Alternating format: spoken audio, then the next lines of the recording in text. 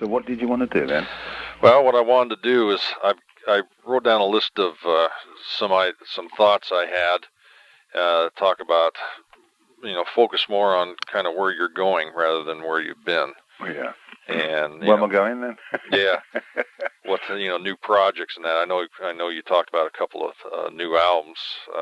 The one that the solo, and then possibility with Rob Halford. And anyhow, why don't we talk about that solo album you're going to work on here? Who you're going to get in there and. Well, again. Or can you do that? I can't really mention who's going to be on it yet. Oh, okay.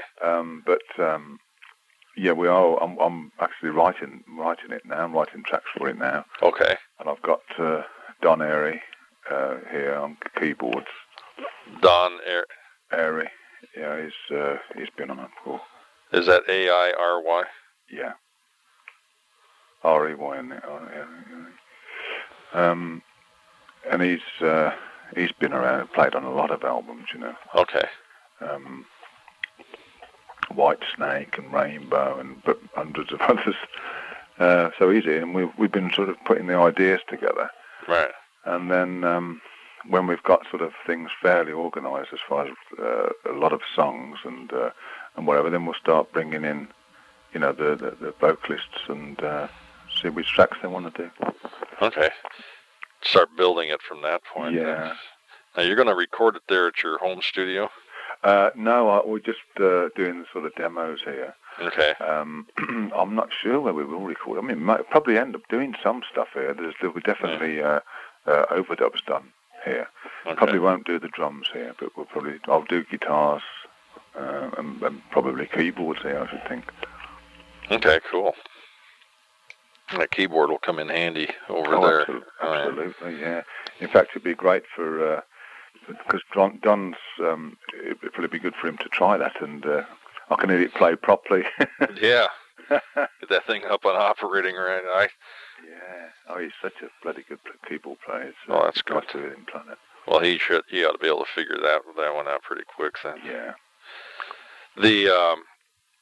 Now the album, do you have any idea about when you might want to have that released at? Do you have a date in mind, or you're just going to take it as it goes? Not really. We're what I'm doing at the moment, I'm sort of working in between while I'm at home here until we do the Rob Alford thing, which we'll be starting on that in the moment now. It was going to be June, now it's going to be July. Okay. So we actually start work on that in LA. Right. So we start writing there, and sort of I'll be trying to. I thought I maybe had to, get quite a lot done here with the tracks as far as trying some vocalists as well on it. But I think by the time it comes to July, I don't think I'm going to be able to get it. You might have a few tracks done, Right. But it sounds like it's really almost a leisurely pace. Well, it is. There's no. Yeah. I'm not in a rush to do it. I want to make sure it's right. Good. And do a lot of different tracks and get the right people on it as well. So we're waiting to come, to get. It's, as you know yourself, it's difficult when you get different people on it because you've got to wait for the time to be released and right. them to have time to do it as well. Work around their schedules. Yeah. Yeah, I know how that can be. Well, that sounds interesting, though. This is the first time you've done something like that, isn't it? Well, I did attempt a solo album before, but it became a Black Sabbath album purely because the record company and the management at that time wanted it to be a Black Sabbath album. Yeah. So, but this is the first time where I'm going to be using different vocalists and vocalists who are very well known. So it'll be very interesting, really. Well, that's exciting. It is. Yeah, I'm anxious to hear this one. And I think I'll be bringing, probably a couple of friends in as well. Brian May will probably play guitar on Oh, really? A track, yeah. He's already asked if he can produce it. And I don't dare to mention... Can I produce it as well? Well... Jeez, and I can't mention these names in this, can I? Well, Brian's already said he'd do it. So okay. Well, what I'll do is after I write this whole thing up, I'll fax it to you, and you can read through it and see if there's anything that needs to be, deleted in or out or something, or any changes. Well, that's exciting. Brian May, that'd be a lot of fun. Yeah, I mean, there will be a few people on it, you know, but I'll find out from our office, actually, if we can mention people yet, because I don't know how the land lies with them, you see. Okay, yeah, right. See if they're going to really be available or not. Well, that's exciting, though. Brian May, he'd be, that put I wonder if he would add a certain flavor from his style into, because the album, when you think a Tony Iommi album, because of the it really is a legendary status. A lot of the riffs that you've created in that have been, everybody knows. Yeah. And getting with Brian May, that add an interesting new dimension to that whole thing. It would, actually. We've played a few times together, actually. And it is interesting. I remember we jammed once at one of our rehearsals, and Brian came down and we jammed for about 3 hours, just coming up as the equipment was being removed, while they were breaking down the stuff, and we were left with just 2 stacks each playing away, and it was really, really good. And we have done a couple of other projects, a couple of albums together before, just one track on an album, and we've played quite a lot together. But it's very interesting. It's good working together like that. That's super.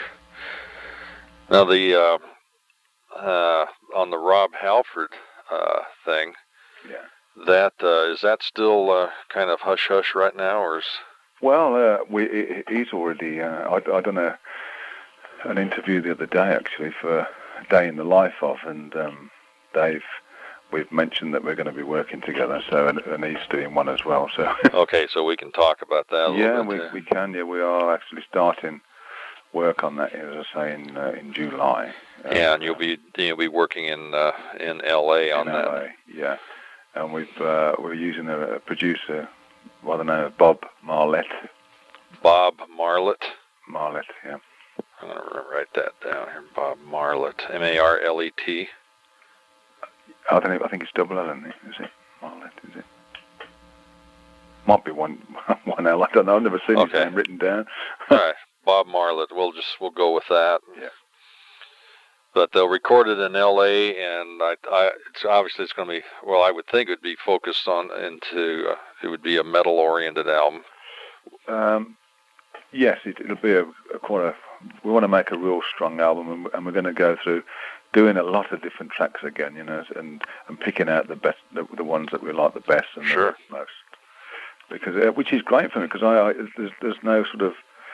Always for me doing albums before, it's been like, well, we need to do it in 6 weeks and move on 2, Yeah. But this time we've got a bit of time to play and try different things, because we won't be going out on tour till next year. So that'll work out really well. Well, that's really exciting. So you do plan on doing a tour? We do, yeah. Wow.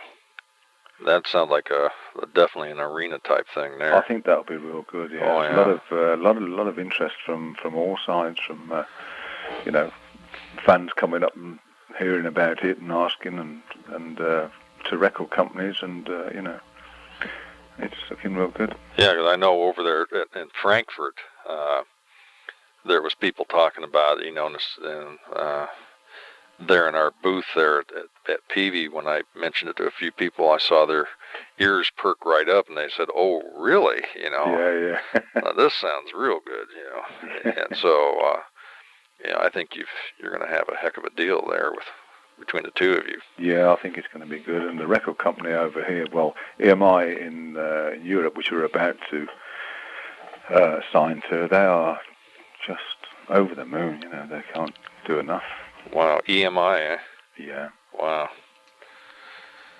That's they're a pretty good size company anyhow. They are. They're brilliant in Europe. So you're going to have the support that you need to move that project. Uh-huh. Oh man, this sounds great. Oh yeah, they're going to do a big campaign. In fact, this isn't publicised yet, but Rob and myself, we're doing a thing in Cologne on the 17th. We're doing a one-off sort of date, where we do about Rob's doing his set, and we do it, and I get up and do about 4 Sabbath songs. And there's it's mainly for a lot of the business really. And then we are doing a festival a week after that, 100,000 kids. Wow. So they're just sort of just 2 gigs, and then just a bit of a teaser really, if you like. Sure. Yeah, and get a little stage time together too. Yeah, and that's more or less for EMI. They want us to do this, and so they're right behind us. Well, what that'll do is that'll get the rumor mill going. It will, yeah. And that's great, because then all the magazines, you know how it is, magazines will pick that up, and then that's right. And that's some of that word of mouth stuff, some of the best advertising you can get for that project. Oh yeah, absolutely. Absolutely, you start building the energy and the excitement. And yeah. Well, that sounds like a good deal. Rob does writing too, doesn't he? Rob does, yeah. In fact, I think the plan is I go out for a first week or 10 days and just work together with Bob Marlett. Okay. And then I think Rob's going to join us after that, and once we got a few ideas down, and then add his part towards them. So yeah, he does write. So it'll be I think it'll be really interesting. Now, do you have any of the rest of the band members figured out yet, or anybody signed at this time? Or I'd like to use Bobby Rondinelli and Neil Murray, and we're undecided what else we'll use at the moment. Yeah, Neil Murray's great. Who was the other? Bobby Rondinelli. Bobby Rondinelli. He was he's played with us on the last tour. Okay. And, done an album with us. Okay, that's Rondinelli. Rondinelli. Oh, Rondinelli. Okay. Rondinelli. Got it. Well, I certainly know who Neil is. He's a good guy. Yeah, he's a great player. I like playing. Some good background too, a track record. Yeah, he has. Yeah. Well, I mean, this sounds like the next year is gonna. There's definitely not going to be any sitting still for you. There's not, actually. That's what my wife said. Jeez. Yeah, she said, I don't suppose I'll be seeing you next year. I went, oh, well. Yeah. Yeah, it's going to be busy. I think they're planning on sort of getting us out there all next year. Yeah, I think this is an excellent move for you. Go to the next level now. Yeah, I think so. Absolutely. Let's, now on the tour plans, I assume you would, now you'd do something you'd tour the States as well as Europe and Japan and all that? Yes, absolutely. Okay, world tour then. Yeah. Excellent. God, that's I can't wait. On the TubeFex, I know we've got some of your patches, and actually there at the Frankfurt show, after you gave them to me, I loaded them into the TubeFex. Yeah. And some of the kids that were trying out that TubeFex, I said, hey, by the way, check these patches out, And a couple of them got on, of course, the Paranoid patch, and of course you hear that famous riff, but it's you've managed to use the TubeFex to get down your sound.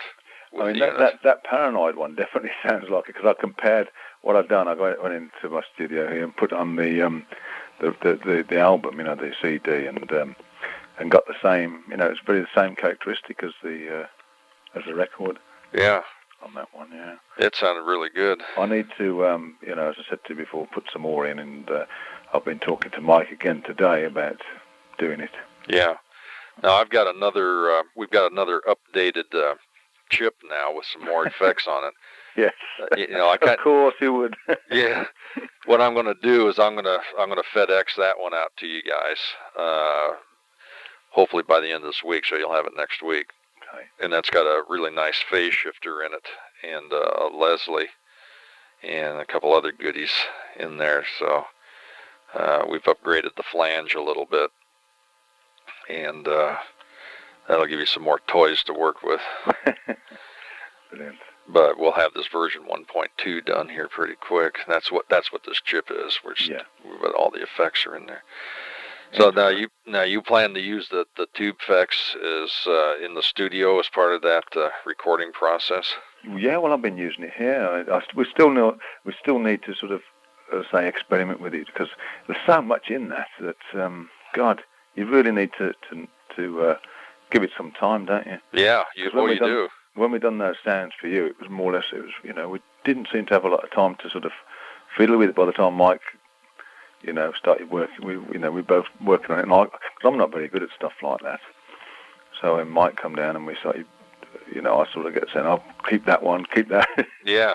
So it's just trial and error, isn't it? And but it's really got so much in it. Well, that's what me and the engineer who worked on the digital end of it, Jeff Sonnemeyer, he and I were talking about the other day. We get input from other people that own TubeFexes, and they say, "Hey, have you checked this little thing out?" And there are actually things that they're doing with it that we hadn't even realized it could do. Yeah. And that sounds kind of like we're patting ourselves on the back, but it really is. I think it's great. We just put so much in there, and then now we're figuring out what all it can do, and it's been kind of exciting to do that. I can't believe you got so much in there. Really, it's just incredible. Yeah, and now we're trying to put more in it with this version 1.2. Oh dear, it'll blow up. Yeah, having fun with that. So we're aiming on sort of when Mike comes here, experimenting more, and you know, because Mike took the book home to read up on it and everything. Oh, good. So yeah. Very good. Now the acoustic guitar is on its way to you, or should be by the end of this week. That'll be great. Oh, that'll be fun. Yeah, that's all black, and they put some real good time and effort into doing that one up for you. Oh, brilliant. So that'll be nice. I assume you'll be utilizing that on the recordings as well. Absolutely. That'll be an interesting dimension too. Add that texture to the albums. Yes. Oh, that'll be real useful. That will. Yeah. Absolutely. It sounds really good through. We have an acoustic guitar amplifier that I've tried it through now, and it sounds really nice. Play that thing through there. So going direct to the board with that guitar or through an acoustic guitar amplifier, it works really nice. Yeah, I'm looking forward to trying that. Yeah. Yeah. That'll be a lot of fun. Do you play keyboards yourself at all, or you dabble with them? I do play, yeah. Do you? Mm. So that keyboard will work out pretty good for you when it gets over there. I mean, I'm not called a keyboard player in comparison to Don Airy, but I do play keyboard. Yeah, I play on them myself, but I would never accuse myself of being a keyboard player. You know, I play them, but I'm not a player. You know what I mean? Yeah. I'm anxious to hear what Don does here with the keyboards. He's a great classical player as well. So it's some of the stuff we've been doing here has been very like a jazz track and then sort of a classical heavy track. You know, it's real interesting. That sounds exciting. Yeah, it is. It's I'm pretty pleased with the way it's going at the moment. Now, is he doing like studio work at this time, pretty much, or is he on? He does a lot of sessions. Yes, he does a lot of sessions. Gotcha. You know, he's been in and out of bands over the years, and sure. But he does do a hell of a lot of session work and film stuff and that. You know. All right. Let's go back here. I'm looking at my notes here. There's something that I've never seen anybody write about or any of the interviews I've seen, read about you before. There's a couple things that I think people never ask, and I thought I'd ask. What about my sex life? Yeah, right. Well, I was going to ask you is when did you start playing, and what were some of your influences when you first started out? God, I can't even remember when I started playing now. It's got to be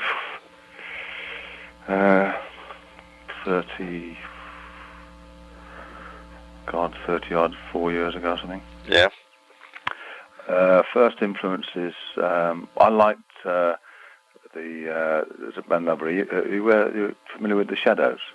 Yeah, I've heard of them. Instrumental. It's like equivalent to your Ventures. Yeah. And I used to love their stuff because it was all guitar instrumental stuff, And but no, they were they? I remember the name because the Ventures were kind of surf music oriented, were and that sort of thing. At least in the 60s they were. Yeah. Were the Shadows on that same vein as well? No, I think they were a little bit more not quite as jolly as the Ventures, if you like. Okay. But they do, and then there's some real nice songs, tunes as well. Okay. But they were very, at that time, very mean sounding. Well, they were definitely rock sounding then. Yeah, some of the early stuff was real good. Interesting. So it was more or less them, and of course some of the rock and roll stuff. Sure. As you go through that, phase of. Now, what'd you start out with guitar-wise? Do you remember it all?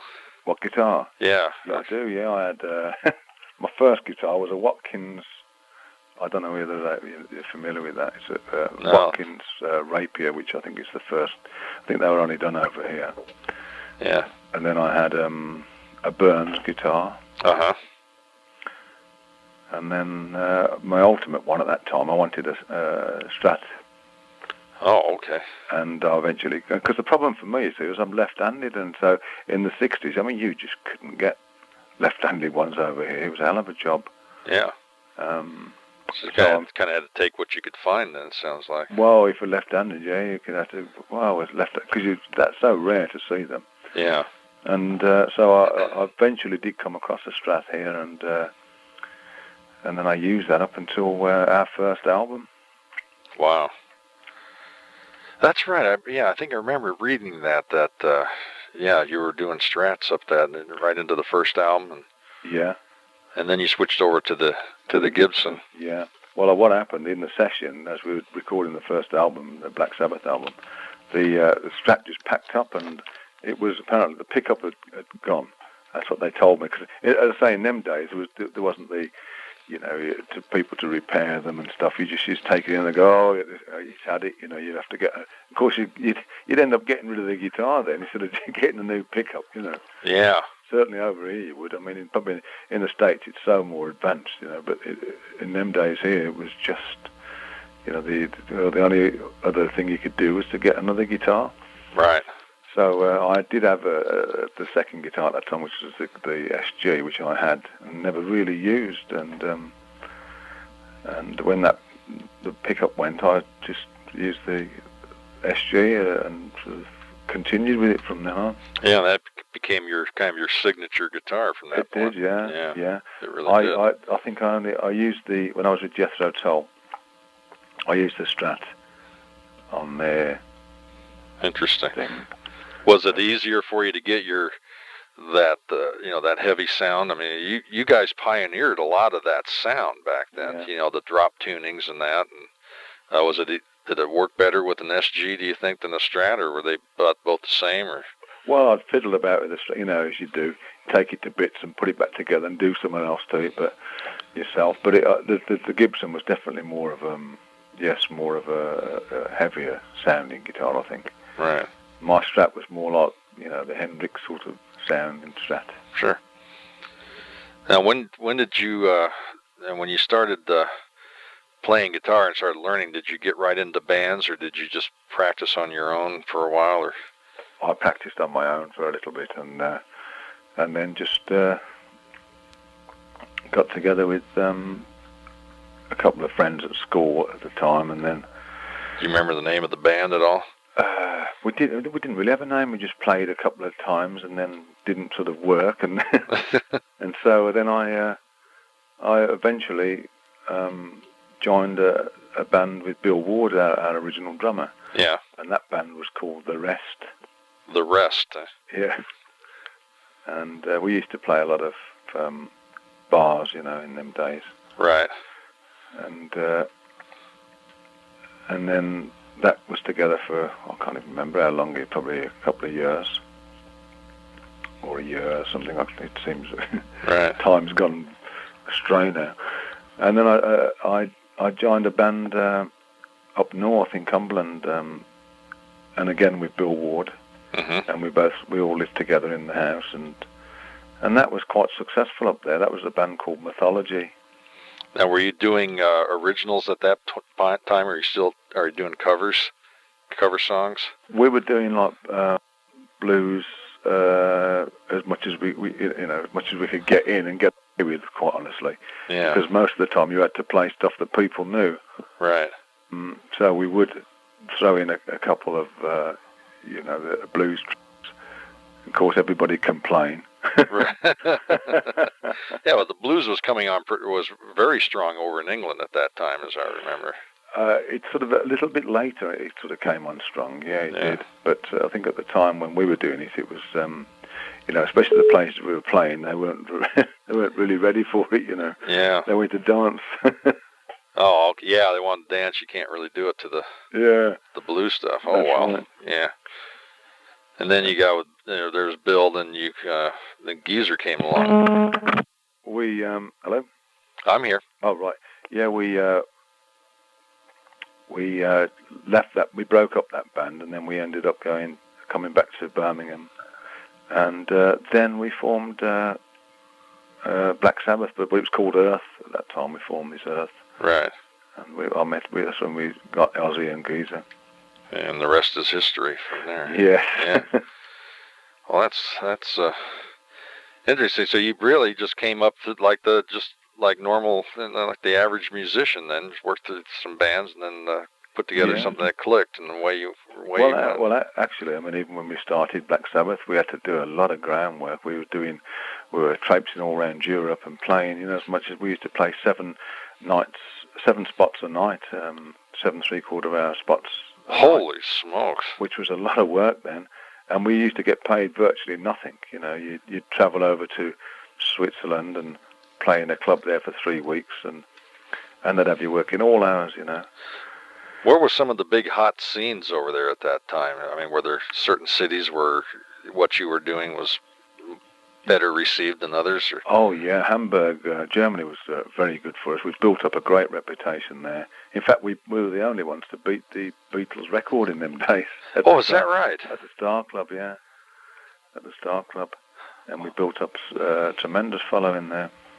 And you were at that time. You were doing the actual. You were into your writing the songs that would become known as the Black Sabbath. The first album, yeah. Yeah. Well, that's interesting. That is interesting. Yeah, I remember reading that the Hamburg was a really hot scene for that whole new music influx coming out of England, for example. Oh yeah, we used to. Well, it was great for us because one of the few places we could get gigs in them days. Yeah, man. We couldn't really get much work in England. We had to go to Germany and and Switzerland and places like that. Was England more pop oriented at that time? It was, yeah, much more soul sort of stuff, and they weren't ready for, there's very few clubs that you could play the stuff we were doing.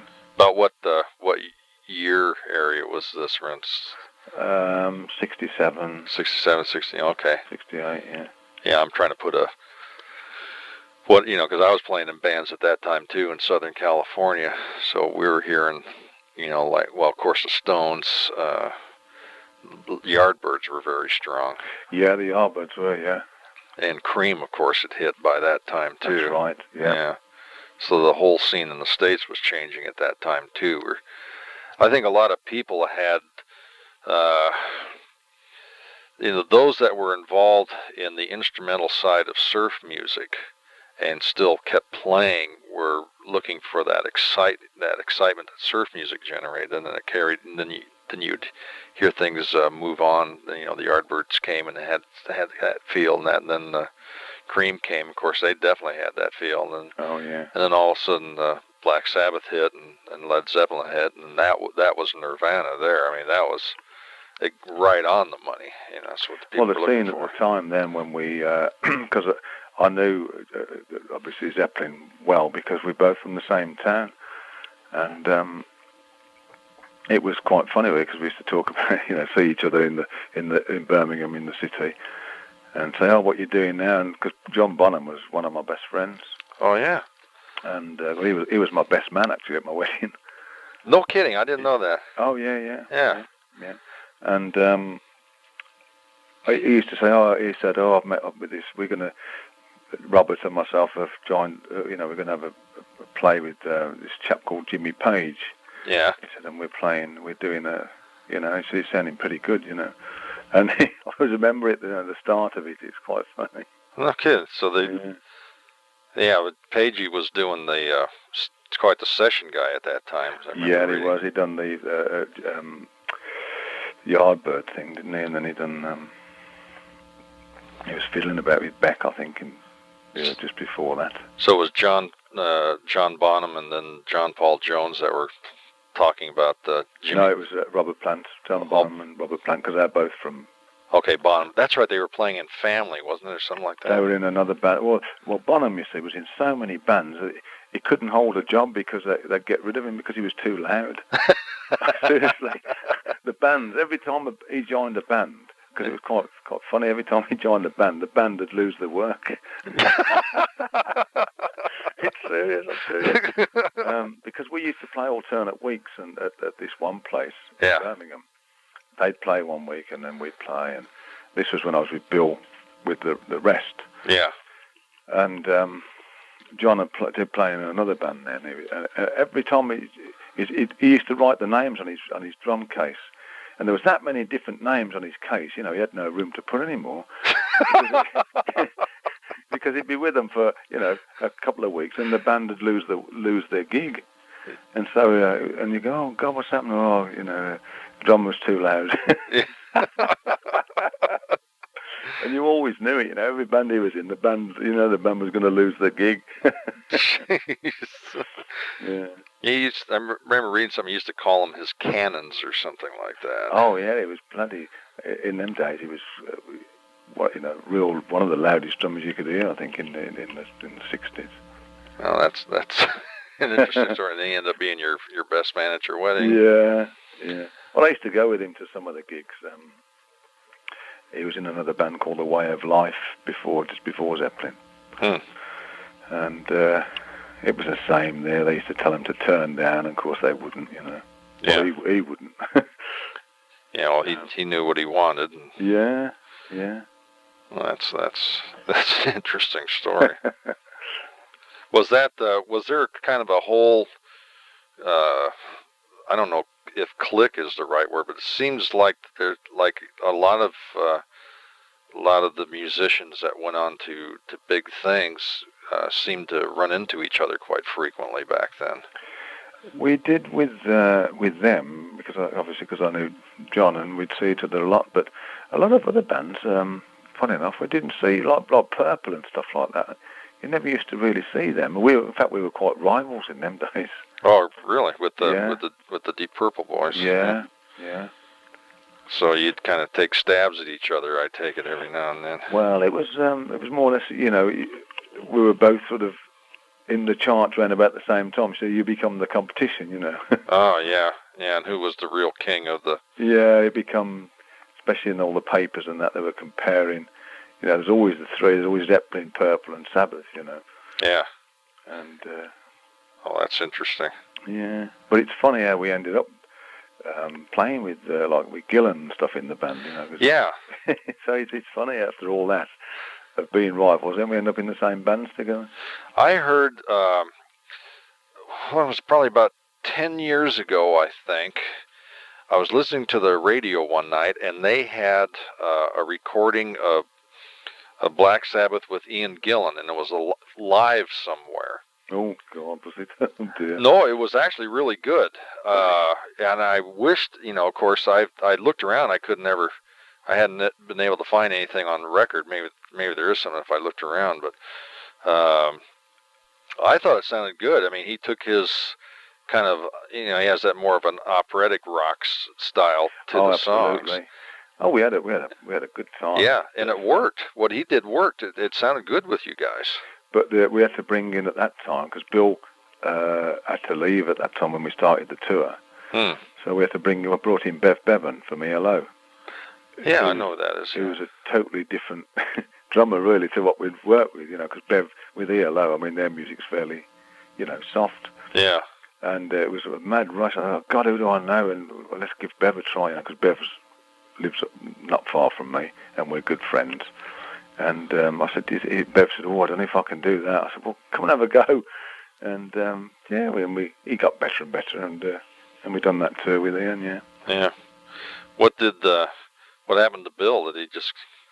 Well, he suffered a long time with the old alcohol and dope and everything else. Oh, okay. And then he went in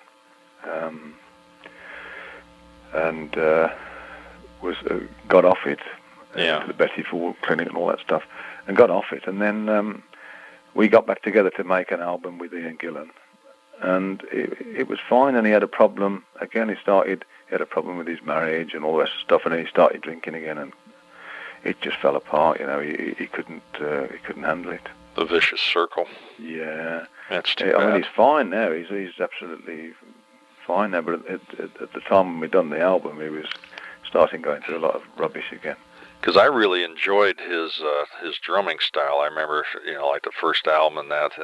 Him and Ginger Baker. If I hadn't been a guitar player, I'd been a drummer, and I know that who the two would have been. I would have copied, or picked up him and Baker. Yeah, I liked his style, Bill. He was real unusual. He was sort of an unorthodox sort of style as well of playing. He used to play with these little ordinary drumsticks cut in half. It was really funny. Oh, really? Yeah, because he got so used to them, because he couldn't afford sticks when we first started. Yeah. He used to go and pick people's broken sticks up. And he got used to playing with these, I had heard stories about that. You guys were so poor when Black Sabbath first started that somebody went to gigs without shoes or something like that. Oh yeah, we were very poor. There was I used to go around because we managed to scrape up enough money to buy a van, and my mother signed the agreement so we could get a van at that time. And I used to go around to pick Ozzy up, and we'd be going to Germany for like a month or something, and Ozzy come out with a coat hanger with a shirt on, and I'm going, Ozzy, we're going away for a month, and he'd just bring out one shirt.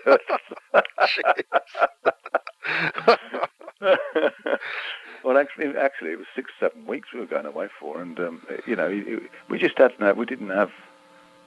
Like people today, I suppose. As you sound like an old fogey when you go, we didn't have all that, but we really didn't. We had, we had no money, we had no clothes, so to speak, about and things, and the gear. If anything went wrong with it, we were in the shit, basically. Yeah, you're out of a gig, and yeah. Would they pay for you to go over there to these gigs, or did you have to pay your own way to get there? Well, it was all part and parcel of it. We had to arrive at the.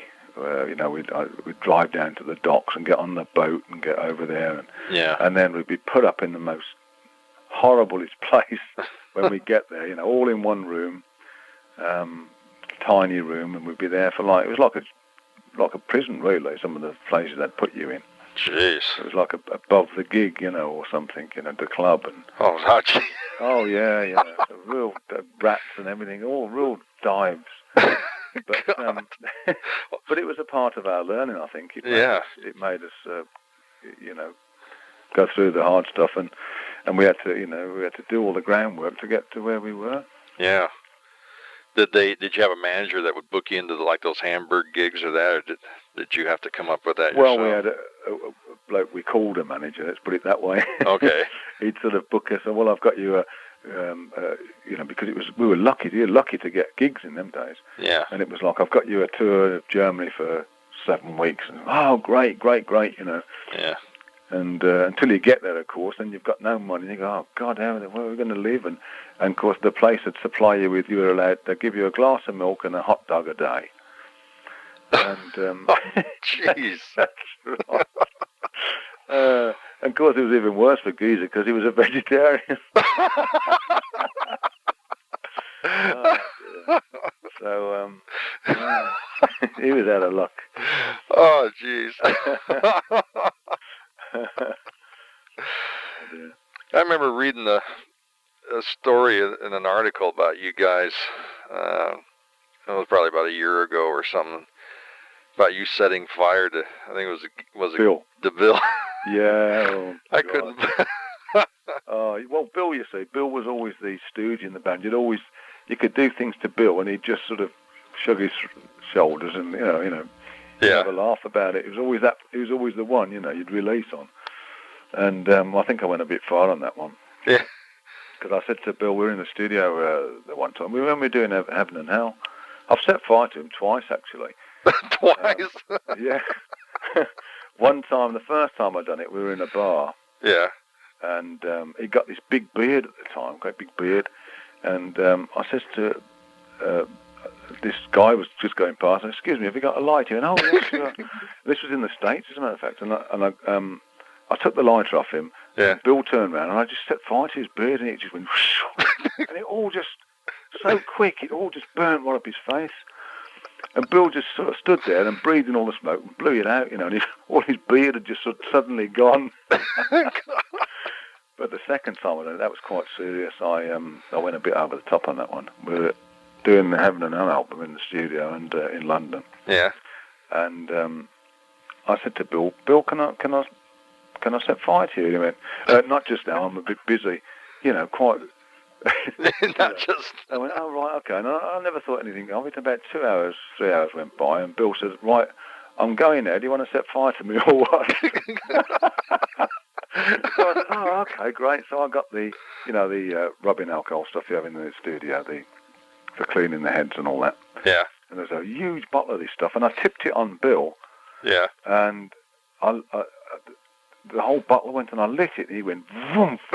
And it just, the whole, normally you put that stuff on your clothes, and it just burns off. Yeah. But it soaked into his clothes, and, oh, God. He just went up like you wouldn't believe, and he's rolling on the floor, and I thought he was laughing, he's screaming. It's not funny, but it's funny. Oh, funny. God, and we couldn't put him out. He wouldn't go out. Of course, he had nylon socks on, and they melted. And, oh, God. Geez. And, of course, he had to go to the hospital, and, oh, dear. And then his mother phoned me up, and she says, you stupid bastard. Oh, and she was going on at me like, I felt like a little kid. Yeah. My Bill might have to have his leg off, and oh no. Oh, gee. Oh, dear. You must have felt terrible. I felt awful, really bad. I mean, I really went overdone it, And then, of course, Bill, when I seen Bill next, he was on crutches. Oh, gee. Oh. It was terrible. It was terrible. I didn't know where to put myself, really. Yeah. Oh, God. Jeez. I gotta wipe my eyes here. We used to do.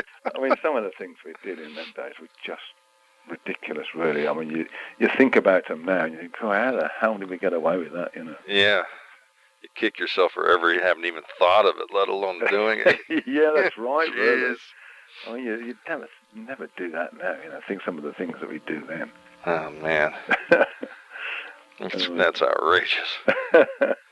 Hey, I was wondering, going on to something else here, when you guys, I remember you used to down tune your guitars. Yeah. Was that something that just kind of popped up, or did you just think about doing that to get kind of a heavier sound, or was that something that was going on around there? Or? Well, I originally came up with that idea because, as you know, I chopped the end of my fingers off. Yeah. And the normal size strings in them days were quite thick. They didn't do light gauge strings or anything like that. And so I used to make my own setup with banjo firsts and drop an ordinary set down, doing away with the bottom E and replacing it for an A. So the whole set would be dropped down to a lighter feel, really, like a light gauge set would be now. And and I have to wear these thimbles, so it made it easier for me by tuning down for bending the strings, and it was less painful, really, in them days. And of course it added a bit more depth to the guitar, since we were only 2 guitars and drums and vocals. Right. So it made it. I liked the sound it was giving, so we sort of stuck with that, and it made it a bit better for. I think we'd done one album. I think we'd done Paranoid to pitch when we recorded it, but we used to tune down, and then of course Ozzy started singing, and we found. And when we tuned down, he said, well, you just can't tune down a bit more. I can get that note down. And of course, we'd end up tuning down, 3 steps, 3 semitones at one point. Yeah. I think it was for Masters of Reality, I think, at that time. And the strings were so floppy, it's like, and it was hard to keep them in tune in them days because of the old bridges and, the fixed bridge and. Oh yeah. And of course, the things that be all over the place with the light strings and the neck and everything. And as I say, then Ozzy used to sing higher, so it defeated the bloody object. You'd end up tuning down, he'd start singing higher then. Yeah. Trying to reach the notes. Oh, jeez. Oh, dear. But so we sort of stuck with it, really, and we eventually went back up to a semitone and stayed at that. Oh, be darned. I remember that was really part of that, of the Sabbath sound, was that just kind of dark sound, and a lot of that from that detuning, I guess. Because we tried to make it as full sounding as we could for what we got, and try everything we could to make it sound powerful. Yeah, you mentioned your missing fingertips there. I know that. In fact, I've had a couple people ask me about that. I know that you've talked about it before, but I guess a lot of people still haven't ever heard that whole story. If you don't mind, I'd like to. Yeah, well, in the early days, I mean, I'd never mention it. I'd never talk about it. I used to get embarrassed about it. Yeah. But, I mean, that was then. I mean, do you want to know how I did it? I mean, yeah, what happened? Well, I used to work in a factory, and I used to do welding, electric welding, arc welding. And what happened, it was like you were on a line where somebody pressed the metal and then send it to you, and you'd weld it, you know. Yeah. And this one particular day, there was just this one press before me that used to bend the metal and send it to me. And the people never came in at work that operated the press. So they asked me if I'd do it. And so I got in this machine. And of course, the bloody thing come down and tapped my fingers. And the reaction to pull your hand back, I just pulled the ends off. Holy smokes. Now, that was what, the third and fourth finger? It was it's the two middle ones. Yeah, of your right hand. Yeah. Now I remember when I was playing, we'd hear stories about you guys. You know, this was like, you know, quite a few years ago, and I remember hearing that rumor that you had like thimbles on your fingers because of that. But I remember you were able to do hammer-on pull-offs really fast, and I was wondering if that was helpful because they always sounded better than anybody else could do. I mean, it was very difficult with them actually because at the time when I went to the hospital, I wanted to get you know, when they said you might as well pack up, you know, you might as well call your playing days are all over, you know. Yeah. And I wouldn't accept that, and they had no idea. Okay, let me back up just a little bit there. You were talking about the very liquid bottle. Yeah. How you solved this problem here. Yeah. But they told you wouldn't, you know, pack it up and you weren't going to play anymore. Well, yeah, they said, well, you know, you're not going to be able to play now. There's your two first joints have sort of, you know, more or less gone. Yeah. So I felt really despondent, and I came home and I was really, you know, pissed off. And then one of the people that worked at this factory with me, in fact, it was the manager of the factory. He came to the house and he brought me a Django Reinhardt record, and he said, "I bought you a record. I want you to listen to it." And I said, "Well, what's the point?" You know, I was real fed up, you know. Yeah. And he says, "No, you should listen to this guy." He said he's had a similar problem, and he played the record. Oh, it really inspired me then to really want to play again. Well, that's interesting. Yeah, it was. It sort of started me, you know, realising that, oh, yeah, maybe I can do it, you know. And so I made, I got this fair liquid bottle, melted it into a ball, and then got a hot soldering iron and sort of started just melting it out and doing it so it fit my finger. And then I got it on, so it jammed on there, and I sat there all day with this sandpaper, sort of filing it down to sort of resemble a fingertip, you know. Mm-hmm. And then I had to, of course it wouldn't grip the string, so I found a piece of leather and glued that on it, and it sort of worked, you know, the idea worked. But you have to get, I mean, nowadays I have to make sure that, I still have to do it now, I have to make sure that the leathers... So you're still doing the exact same thing even to this day? I still do the same thing, yeah, because the leather wears out and you have to replace it, and I have to cut a bit off it's really primitive, you know. Yeah. Find a piece of leather and rub it in properly so it doesn't overgrip the string, and it just feels right, you know. Yeah. Well, that's a fascinating story, actually, and all that. It's one of those stories of legend, you know, that people hear about, and a lot of people don't know whether it's true or not. But then, oh yeah, it's definitely true, and it's a way I had to learn to play with these things on it. It's really strange when you try putting something on the end of your fingers and think, you know, it's weird. And of course, you have to try and get them till they'll stay on as well. Yeah. I mean, when you've got a full finger, it's a bit different. But when you've got the first half of the joint missing, it's difficult to keep things on. And I just got used to playing with them, and there's obviously things I can't play, but I have to get another way around it, like positions of chords and stuff, you know. Mm-hmm. And that's where I came up with using a lot of the fifth chords instead of playing a full chord, because it was difficult for me in them days to play a full chord with these great big things on my fingers, because they were fairly big at that time. Yeah.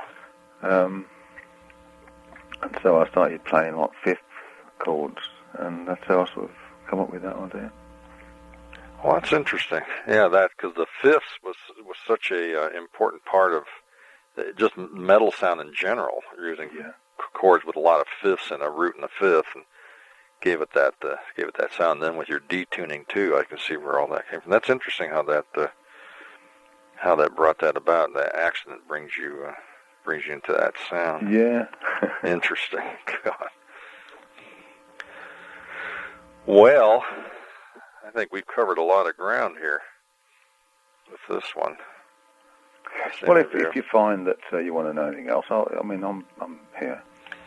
That's what we do. Yeah, I've got a lot here. What I'll do is I'll write all this up. But this has been great. This will make an interesting interview. I mean, you're talking, some insights to some things there that I don't think a lot of people have realized. That'll be really neat. But I'm excited about the albums. That the fact that you're not stopping, that you're going to keep going, and it looks like onto something even, who knows, bigger and better yet. Yeah, I'm really enjoying it, and even the ideas up to now, we're coming up with a real stimulating. Yeah. Got a question for you too. Now, when you come out in July, what I wanted to do was try to get a photo of you for this particular interview that we're doing right here, so that we can run the monitor. I don't know if I talked to Mike about it. Just wondering if you had. Obviously, he talked to you to see if there's any stock photos or anything that were. He's on about some photo session or something. Is that? Yeah, I think we're going to talk. We're talking to the people over in Corby, right, about doing that. But what we wanted to do too is, I talked to you about doing the ad. Yeah. And I was going to see if that would be possible, that when you're out or in the States in July, if we could fly you here and do a photo shoot here. We've got a really good photo studio with a photographer that works for us. Right. And spend the day doing a photo shoot for an ad. Where would that be in then? That'd be right here in Mississippi. Oh, I see. Yeah. We'd fly you from L.A. to here, and then fly you back. Right. We're going to talk it over with the people over in Corby. This because we'd rather our people here that are going to do the ad would like to be there to art direct the actual photo. Oh, great. That's good. Yeah. And make sure it's done right. I talked to him kind of with our ad people here, kind of the concept I'm looking for. And, I wanted a picture that kind of puts you in a kind of a strong light, powerful, that sort of thing. Right. Is that, now that's for the TubeFex? That'd be for the TubeFex, yeah. Right, okay. And our guitar guys may want to do something with you for the acoustic guitar too. Oh, right, okay. So we might be, chopping a couple birds with one stone here. Yeah. And and then with the album and that, with ads running for you and your work with Rob Halford, that's going to benefit both of us going each way, Absolutely. So I felt like we should probably try to do this really first class.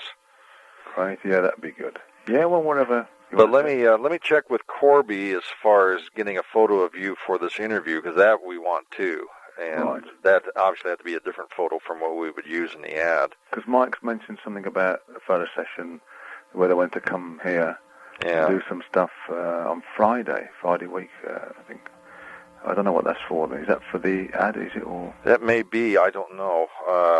We're going to call Corby first thing tomorrow. I've got to go back over to advertising this afternoon, and we're going to get down to some real detail, and then get with the people in Corby and tell them what I want for a photo for the interview. Yeah. And then, but then the ad would be different, and that's one that's very important. Yeah, I'd rather do that with you there, the TubeFex one or whatever. Yeah, that's going to be a very important one because we'll run that ad for a while. It's got to be right. Yeah, because I don't want a situation like the Laney stuff. We've done this silly little session which I wasn't pleased with anyway. Yeah. And Bob Thomas, one of the old partners, released this picture which I hated. I hated seeing it. And it was done on the cheap, I think. That's why we had it. Yeah. Well, our photographer here is excellent. A guy named Derek Barron. Yeah. And I have a lot of confidence in his abilities. He's got years of experience of photographing artists.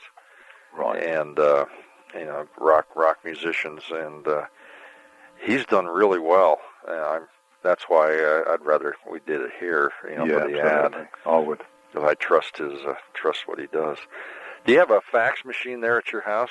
Sure, yeah. Why don't you give me the number so I can, after I write this article up, I'll fax it to you first. It's the same number, Rick? Oh, it's the same number. Okay. Yeah. I just call it, and if nobody answers, how do I get, if I get the answer? It just automatically changes. As soon as you send it, it changes. Oh, as soon as I hit send? Yeah. Oh, okay. Well, that'll be good. I'll probably, I'll try and get this thing typed up tomorrow or the next day. All right. And then I'll fax it right over to you. Okay, mate. And this has been great. I enjoyed this. There's a lot of things I had no idea. So this has been a lot of fun. Great. Yeah. All right. Yeah. Well, anything you want to do, that's fine. If I need to add or pick up some additional information here for this, I assume I can call you back. Yeah. Just call me. Yeah. Whenever. I think we've covered a lot of ground there. I'm here all the weekend because we're writing. So. Yeah. Okay. No problem. Sounds very good, and I'll double check up on that, get that keyboard out to you too, and make sure that I get that paperwork done. Great. All right. Mate. Well, thanks for your help, mate.